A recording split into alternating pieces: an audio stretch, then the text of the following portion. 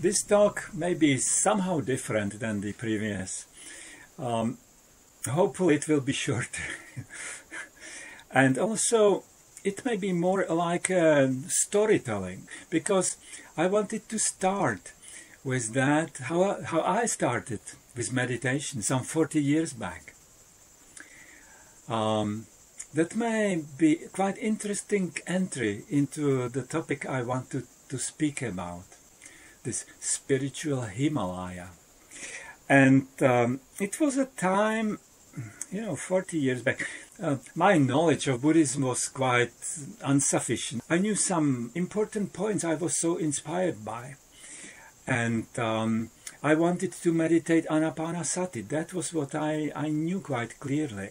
And that it is possible to come quite far with that meditation. That was also clear to me. But also having some knowledge of the other spiritual directions. Christianity, okay, yeah, some New Testament readings which opened to me in that time. I started to understand what Jesus was talking about. I had some knowledge about Hinduism in the yoga systems. I had a book about that. Karma yoga, hatha yoga, bhakti yoga, raja yoga. It was not going too deep, but it was a frank presentation of the whole system. It was quite helpful, really. And certainly I had some knowledge about Zen Buddhism, because it was the time when the Korean and Japanese masters were arriving at California, and the beatniks generations, that time basically, Kerouac and Ginsberg, they were inspired by these radical teachings and crazy wisdom. So getting some kind of a knowledge about that. And I remember that my initial inspiration for the Buddhist path was the simile of the elephant footprint. You may know that the elephant footprint being the biggest one among the animals, so that the footprint of all another animals will somehow fit in, certainly will fit in. So my understanding, which was perhaps not exactly what was originally meant by Buddha, my understanding was that all the good things from the another spiritual teachings, I can take it and implement it in my practice, because it must be certainly contained or part of the Buddha's teaching. That was my original understanding. So whatever I was getting from these other teachings, I was certainly taking it very seriously. All belongs into my practice.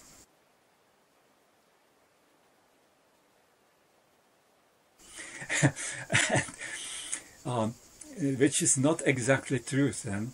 The original Buddha's teaching is actually a shortcut. But I did not know at that time. And also remembering that at that time I wrote a lyrics to one of the Pink Floyd songs, which actually expressed quite interestingly my spiritual understanding of that time. Going like this. Again having muddy mood, have you lost your silver flute? Do you want to take off your grey suit? Endless pretending and lies, dishonesty in disguise. Come there where time sinks and never cries. It's the sphere where fires smile. Guns have wings and cannons fly. Tanks distribute silence in the sky. I greet people, embrace life, and all the world with its drive, and the time that counts me 25. I was playing guitar at that time. It's more than 40 years ago. But, it's not the fourth strophe, it's the third one. It's the sphere where conflagrations smile, guns have wings and cannons fly. Thanks distribute silence in the sky. This indicates the quite advanced understanding actually of a very deep kind of non-duality. And also my intuitive understanding of the spiritual task or serious spiritual development, that it will not happen so much by developing boundless love, but rather by radical overcoming fear of death.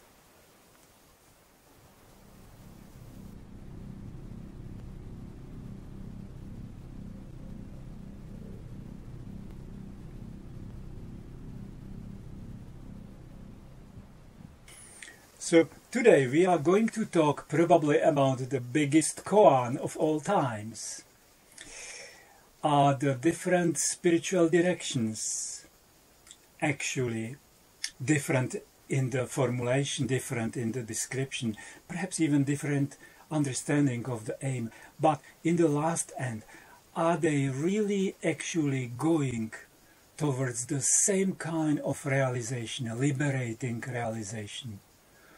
Or are they different, even in the highest enlightenment? So, this is not an easy topic, and of course, I will make my own reflections, because again, for me personally, this has a quite a specific meaning.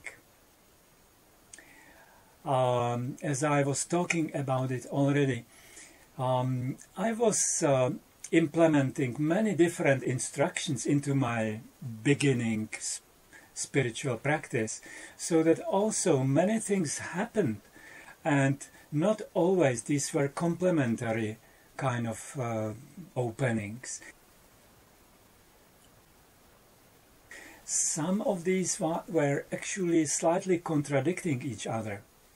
And for the first 20 years, I really did not understand my practice, and nobody helped me actually to understand it. So it was a piece of a personal story behind this interest.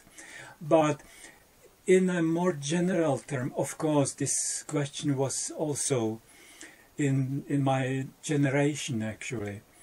Many people, some 30-40 years back, they were traveling to Asia and coming with the Western kind of Christian background, encountering such a large variety of spiritual practice in India, in Burma, in Sri Lanka, in Thailand, in Nepal, in Tibet, in Japan, in Korea.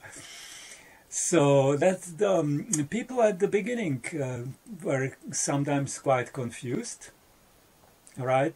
So, indeed. And I think it was perhaps Daniel Goleman or Joseph Goldstein who came with the kind of a first helpful tool, so to say, to distinguish between two major different kinds of spiritual paths. It was also the beginning of a digital time actually, so the one kind of spiritual path were aiming at the big one, and another different high spiritual directions were aiming at the big zero. And indeed it is a very good symbolic behind that, because this big one is symbolizing all these spiritual directions which are aiming at the big unity, at the oneness. That's the big symbol behind the one. And behind this zero, that would be symbol for all those spiritual directions which are aiming at the emptiness of self, which is mainly represented in Buddhism. So actually I think the great majority of spiritual directions go to the big one. Even the Christianity, this unio mystica, when the mystic were experiencing the unity with God. Or in another systems, seeing the unity with the primordial self, with the source. The modern spirituality sometimes avoiding the term God, so they sometimes speaks about the source, but meaning again primordial unity. And the Buddhist directions, somehow different, going to the emptiness of self, mainly the emptiness of self, but sometimes even the emptiness of everything. Empty phenomena rolls on. But to tell the truth, I don't use this term emptiness very much, because it can be very easily misleading.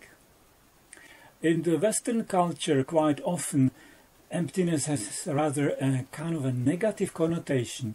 And of course, within the Buddha's teaching, it means empty of all the undesirable things. And especially when it is relating to nibbana, nirvana. So I prefer some kind of positive approximation, something like sublime peace, very nice, very beautiful definition, or even sublime fulfillment, in the sense that in the scriptures appears this declaration quite often: done was what was to be done. Kind of a existential fulfillment, indeed. But let's be clear that about the same time, that means some 35 years back, there was a opposing idea going around parallelly with this idea of one and zero, that actually all the spiritual systems in the last end are going for the same kind of realization. How can there be two ultimate truths? You know, argumenting with that. It was actually drawn from the kind of a simile which is appearing in almost all spiritual systems, a simile of the big mountain in the middle of the spiritual system, that there are different starting points at the bottom, but with the progressing on the spiritual path, finally coming, all of them coming to the same kind of freedom and realization. So this was a kind of a beautiful simile, bringing or even bridging this old hostility sometimes appearing among different systems, bringing this sense of brotherhood with all the others, with all those people who are using this life for a great spiritual adventure. And there was a kind of a happiness in that all these conflicts, religious conflicts, take that, you know, all this nonsense, killing people for different type of religion.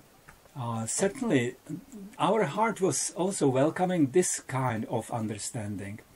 And how I could bring these ideas together was that when you look, I was living in Switzerland at that time, when you look at the mountain from a 50 kilometers or 70 kilometers distance, it really looks like a one majestic kind of a cone with one summit.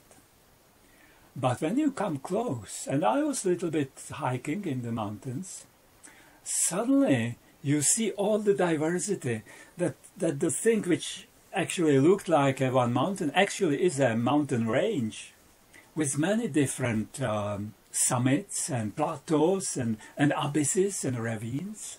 That the whole spiritual landscape is a multitude of hills and abysses and lakes and enormous complexity opened in front of my inner eye. The foundation for this idea of a large spiritual landscape came from the reflection that there is lots of injustice going around among the religions, quite evidently, but also among the different spiritual systems, kind of animosity, looking down on the others, exalting oneself, denigrating the others, or even declaring them as wrong.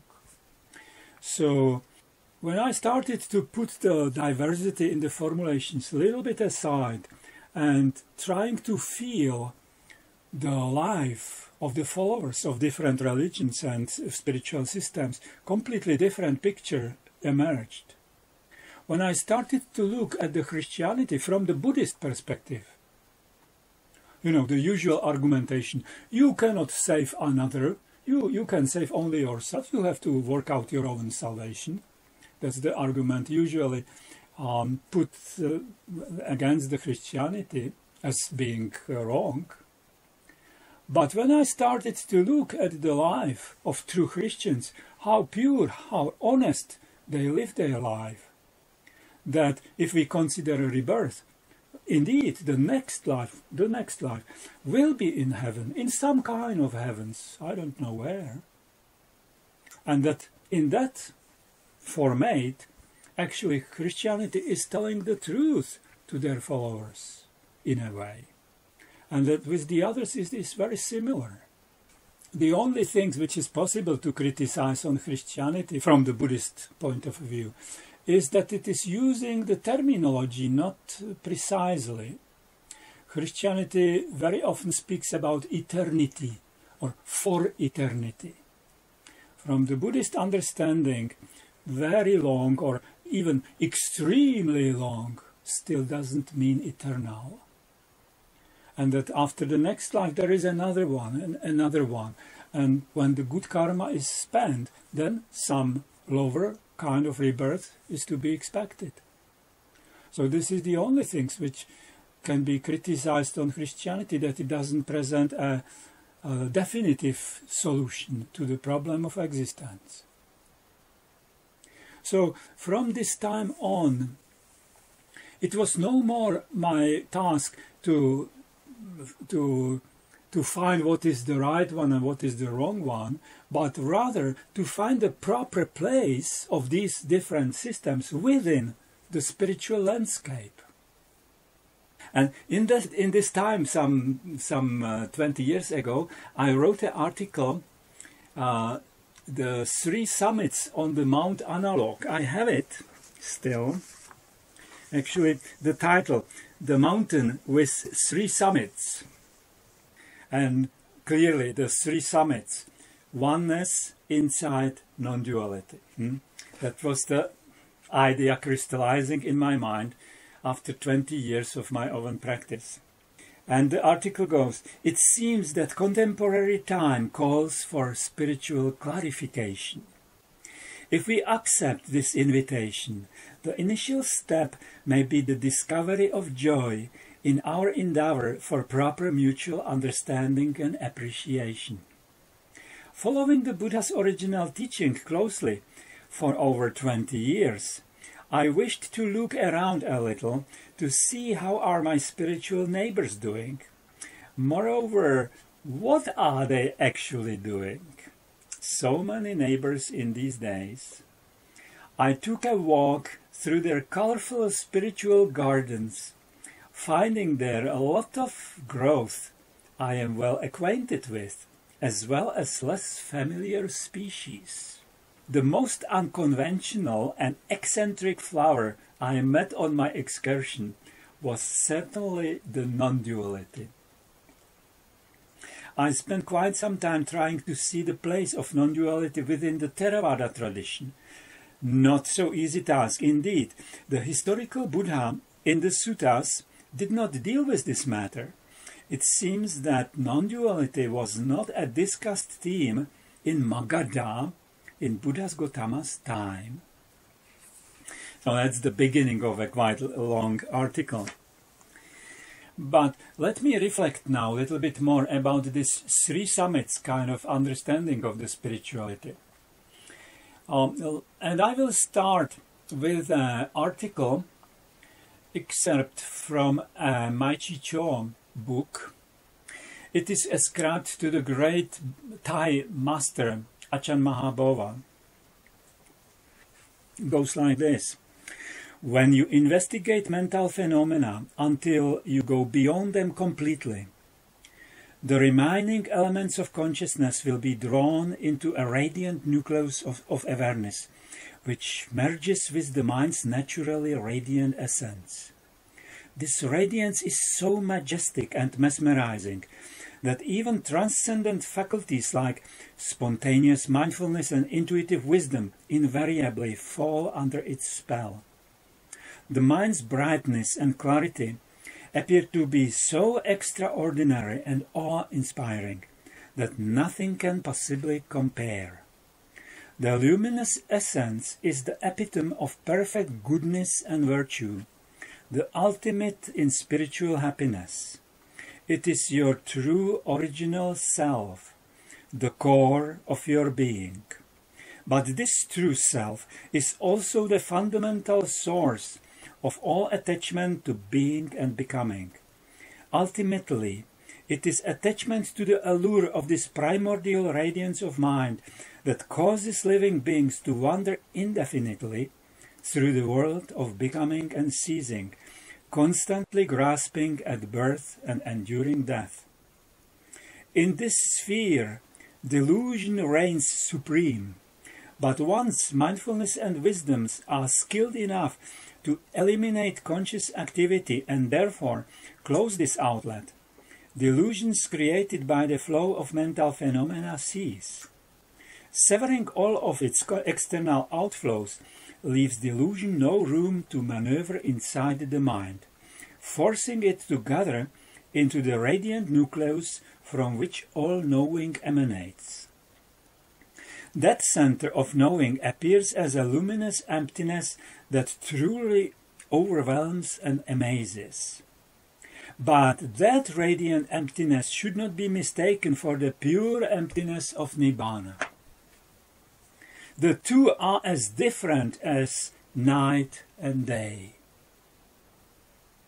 The radiant mind is the original mind of the cycle of constant becoming, but it is not the essence of mind which is fully pure and free from birth and death. Ajahn Mahabhava was one of the greatest teachers in the forest Thai tradition, direct disciple of Ajahn Mun, very respected lineage. And he was very much making this distinction between the one, big one, and big zero. There is even one more element in the Theravada tradition, actually also supporting this distinction between one and zero. Theravada speaks about Attavada and Anattavada. Vada means teaching. Atta means Atman, the soul, or the self, or primordial self. So with this designation, Attavada, actually, Theravada is addressing all those systems which are teaching soul or self, or the primordial self, in contrast to Anattavada, which would be the original Buddha's teaching, non-self, anatta. In the idea of the three summits on the Mount Analog, I was rather referring to the different types of liberation these different spiritual paths are arriving at. Also, emphasizing different aspects in the practice. The dominant practice towards the oneness, as I understand it, is the purity of mind. But the dominant practice towards the liberation in the direction of original Buddha's teaching is the insight and detachment, mainly the detachment. And in the area of the non-duality, I will talk about it a little bit later. The non-duality, in my understanding, uses mainly the quality of not making preferences as the main aspect of the practice. Now, of course, now what is coming is purely personal, and don't believe it. It's my own personal understanding of things.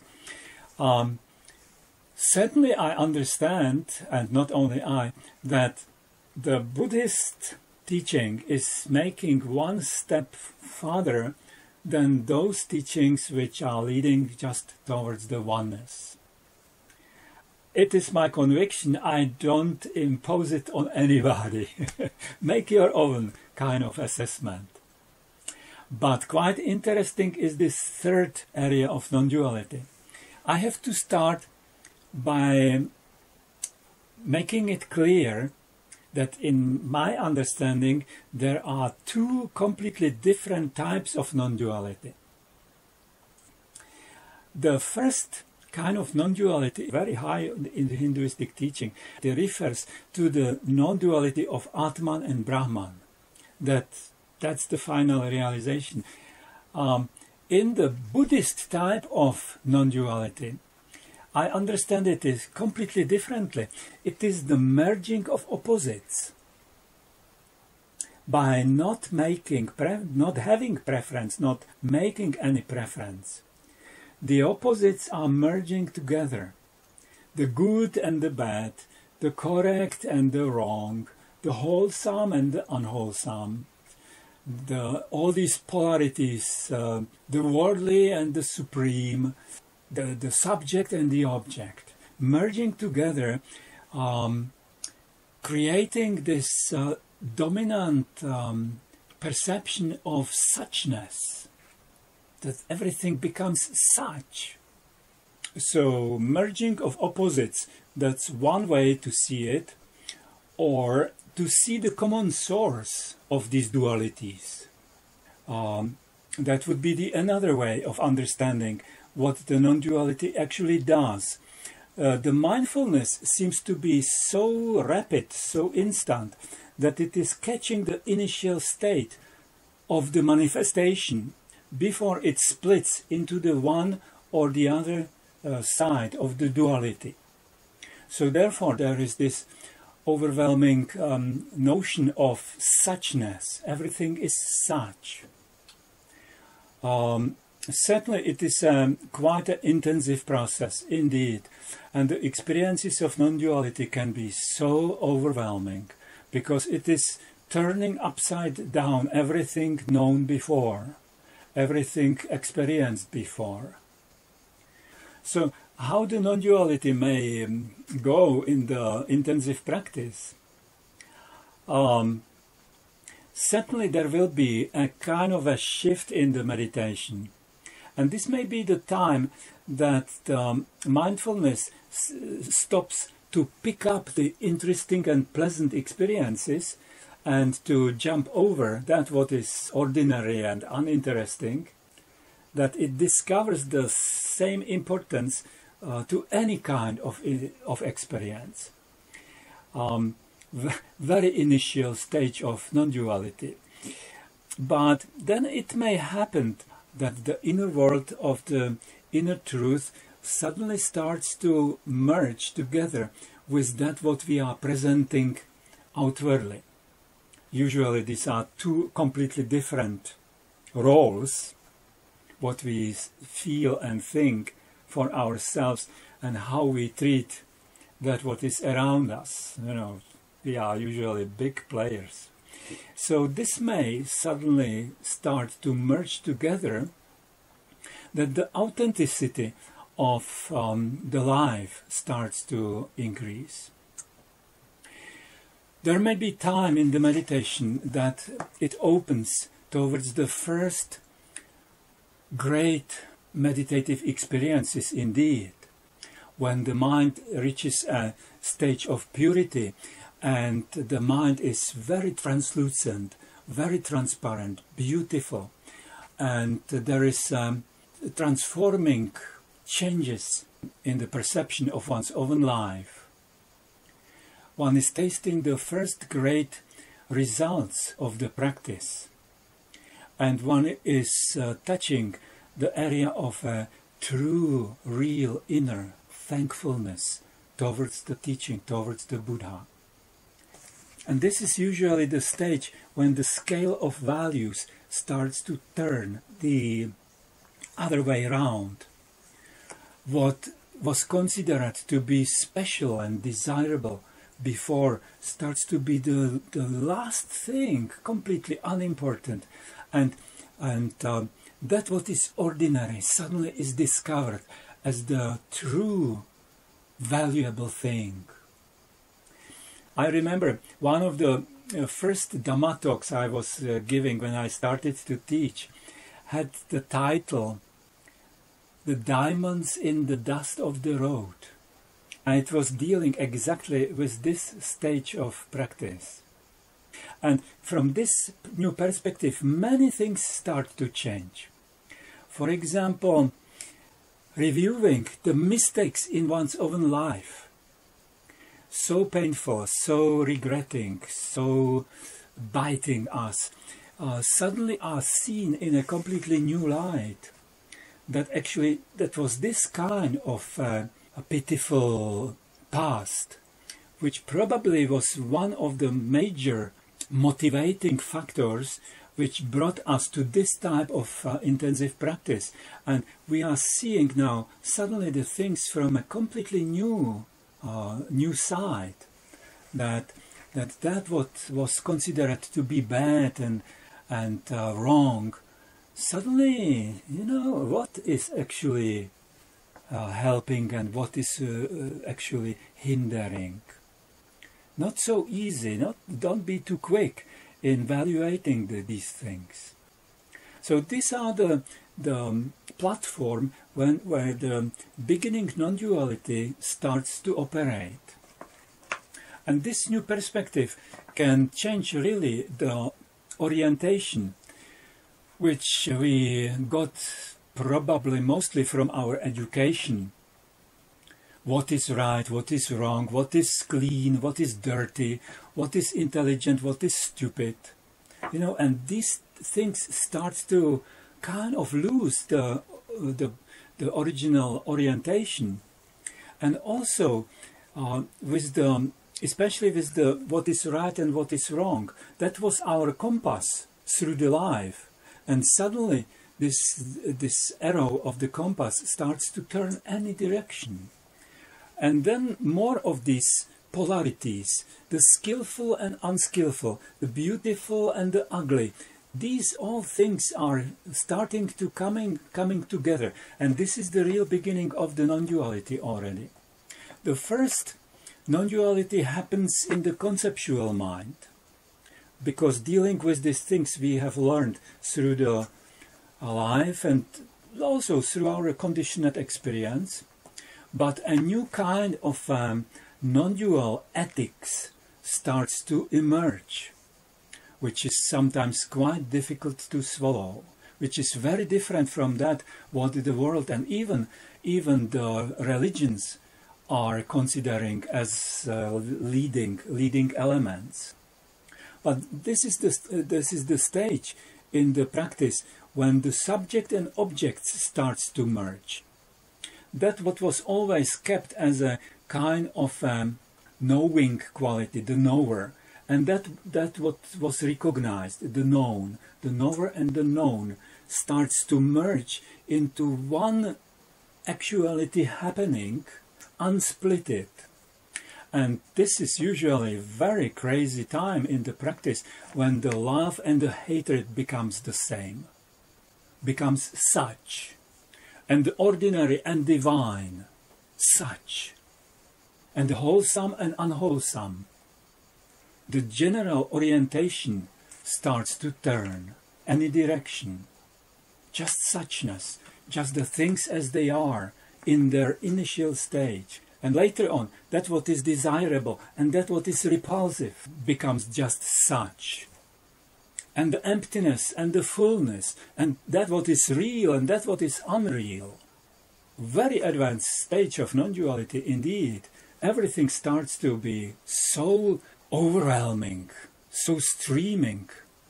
The sameness of beginning and end, of life and death, of pleasant and unpleasant, of suffering and happiness. This is really a very remarkable stage in the non-duality, because the karma stops functioning. The karma is normally related to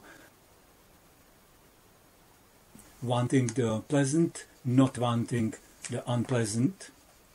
And now everything this is just becoming such, becoming the same. And even the result of karma, when it manifests as pleasure or pain, even that is actually irrelevant anymore.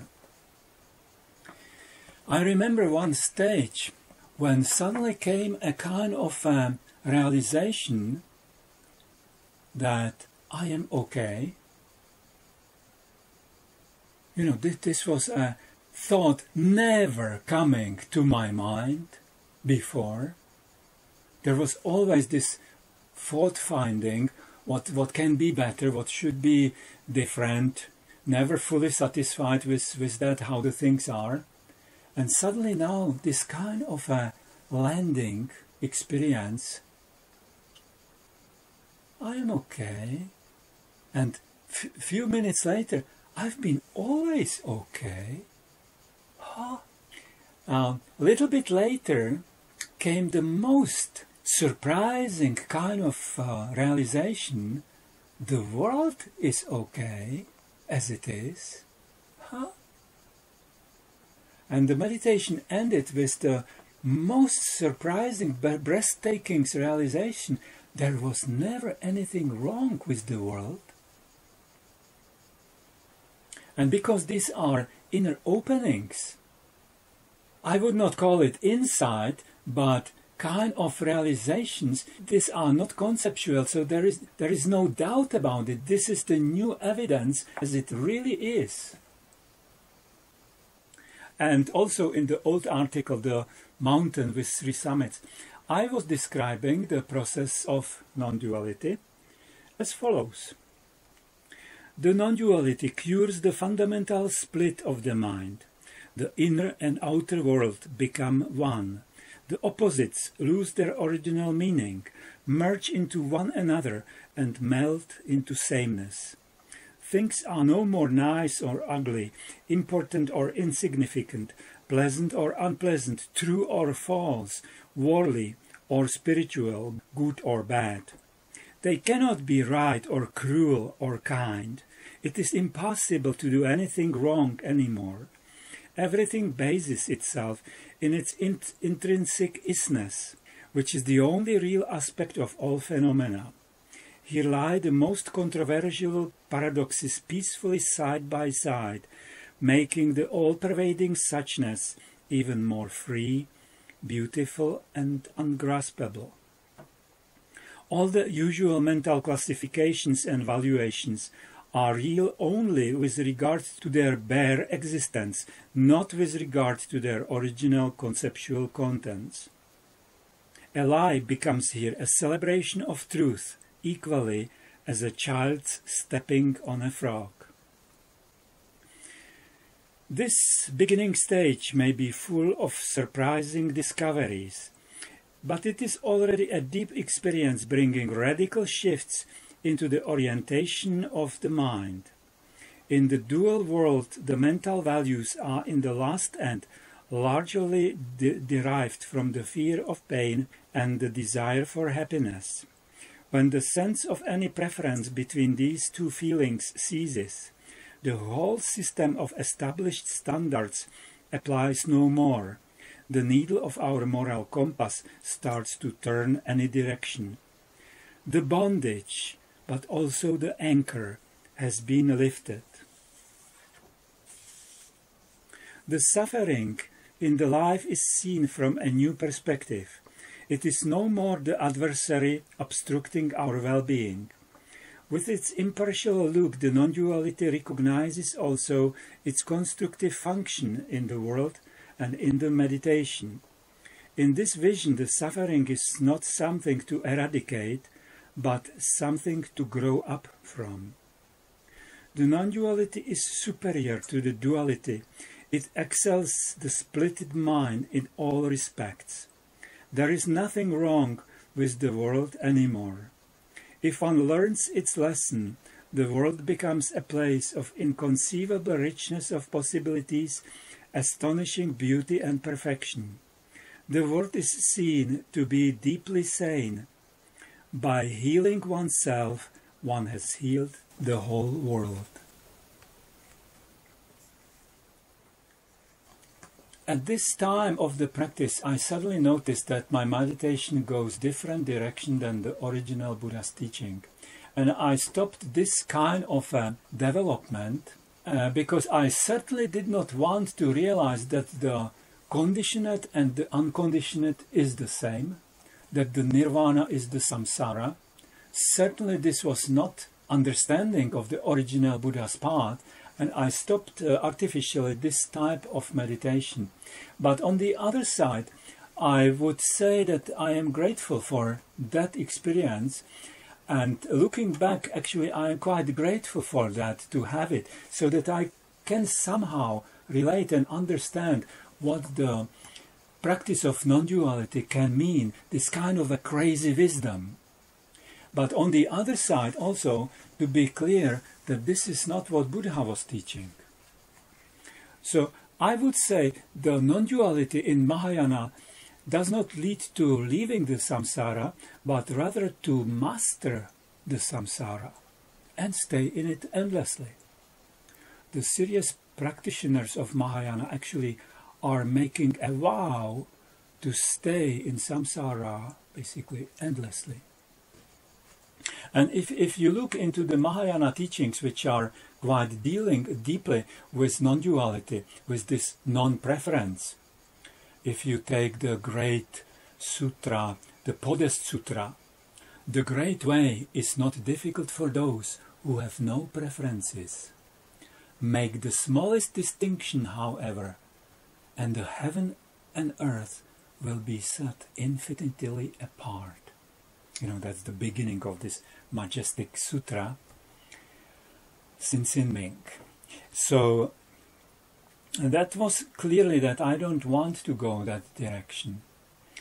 From my perspective, this non-duality can be used certainly along the original teaching of Buddha as an amplifying factor, as something complementary, similarly like the deep stages of concentration.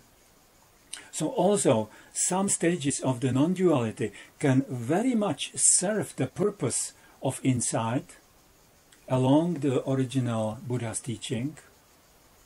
But equally, as when the samatha, when the concentration practices are becoming self-sustaining, and they may represent the kind of allurement by this shiny inner self-discovery, so equally this kind of non-duality may go astray into this area of sameness of nirvana and samsara, and eradicating the original direction of the development. So when it is used in a meaningful way, so the non-duality can certainly strengthen the experience of discovery how the things really are, to see more clearly their arising and passing away, to see their impermanence, to see their unsatisfactoriness, in the instability, in the liability to change any time, to fall, break down any time, and even to see their hollowness. These are the three most important qualities to discover, which can trigger and catapult the meditator into the experience of Nibbana. This is the original task of the Buddha's teaching. But also having quite some understanding for those who are following these directions fully as their way for salvation or the way for liberation. Definitely all these three directions are resulting in enormous, undreamed of areas of liberation, true liberation. I don't consider it to be the same kind of liberation. But all these three will certainly feel like the heavy, great burden has been put down. On the other side, I was always aware also that there are some teachings actually being somewhere in between the one and the zero. And for example, taking Advaita, certainly if it is presented as the unification or oneness of Atman with Brahman, so that sounds like belonging to the Great One.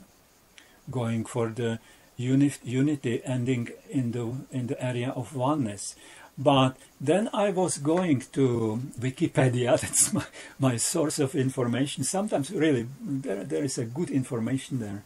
I was searching about the definition of Brahman, not to be mixed with Brahma, which is the god, the Hindu god, Brahman. Sometimes in some Hindu schools understood as personal, in some of the schools understood as impersonal.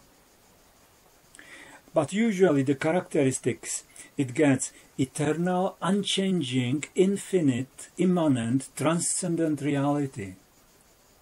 And in this description, it has some similarity with Nibbana. Nibbana is always presented as unconditioned. There is no anything about unconditioned, but unchanging, infinite, immanent, transcendent reality.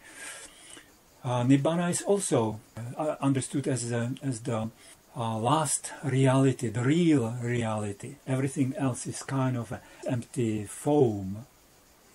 But the Brahman is always understood as a divine ground of all matter, energy, time, space, being, and everything's beyond. And this is different from Nibbana. You know, just mentioning that especially the modern representation of Advaita, I think it would be not quite correct to qualify them as under the big one. It's somewhere between the 1 and 0, I would say, I would feel, I would get the impression. Similarly, some of the writings of the mystics, I read so few books, so I don't have a direct knowledge about it, but many people told me that Meister Eckhart, that his presentation of this Unio Mystica has lots of qualities of this emptiness. So, you know, there may be some realizations which may be somewhere in between. Finally, even in the Theravada there are two types of liberation, of deliverance, Chetovimutti and Panyavimutti. Chetovimutti means liberated by the purity of mind, by the deep absorptions. Panyavimutti means liberated by insight, by wisdom. And actually what is the most recognized and valuated is the Ubatobhaga Vimutta, which means liberated from both sides. So quite logically I was thinking about the liberation from all three sides, by oneness, by insight and by non-duality, being the best. And indeed, I remember in this time when I wrote this 3 summits on the Mount Analog, I was dreaming about this kind of an absolute spirituality, when all these 3, the oneness, the insight and non-duality, are developed into the maximum intensity. I was comparing it to the 3 primary colors, like on the television set. If you take a magnifying glass and look at the television screen, it has just a red, green and blue dots. And when all these 3 colors are in the full intensity and you are a little bit on a distance from the screen appears to be completely white. You know, so that was my understanding 20 years ago. What would be the real liberation I would like to arrive at? Yes. Time to end up this long talking. And I will end it. Sometimes people ask about the meaning of all these spiritual developments. And when I want to tease the people a little bit, so I will say, you know, the highest aim of all these spiritual direction is to become normal. First, wanting to set aside the unhealthy, superficial, snobbic interest for the spirituality. So the snobs are just turned off. also revealing another truth about the realizations, especially in the symbolic of the enormous spiritual mountain, that at the moment of realization, the whole mountain suddenly becomes completely flat. And you are exactly there where you were when you started. The only things which change that the burden has been laid down, there is a freedom around everything, and everything in the life of a fully realized people is free will. Do you want to engage or not? Everything is free, nothing compulsory. Ready to live the life anytime. So I hope that with this talk I have inspired you for a serious and systematic spiritual path which will bring accordingly the fruit soon or later.